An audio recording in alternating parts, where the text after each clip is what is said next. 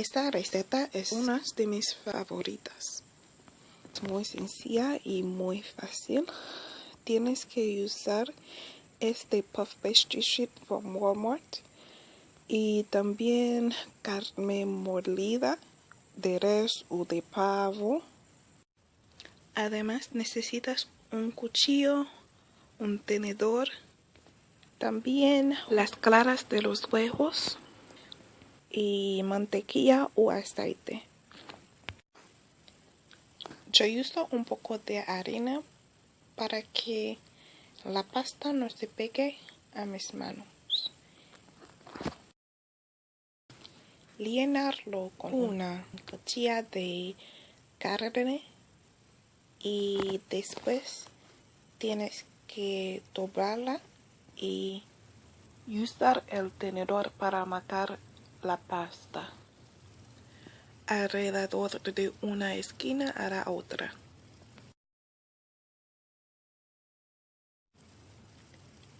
Sigues así hasta que terminas. Si no quieres comer todas las empanadas el mismo día, les puede ponerlos al congelador. Sería lista a usar el próximo día o el día siguiente.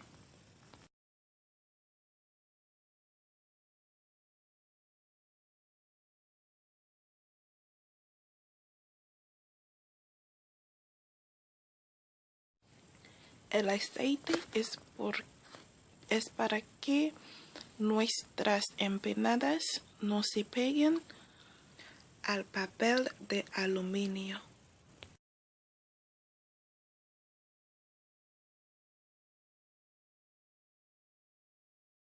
Yo uso las claras de los huevos para tener un color dorado muy lindo.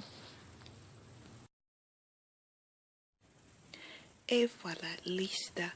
Le dan agua a la boca. Gracias por ver. Nos vemos en el próximo video. Chao.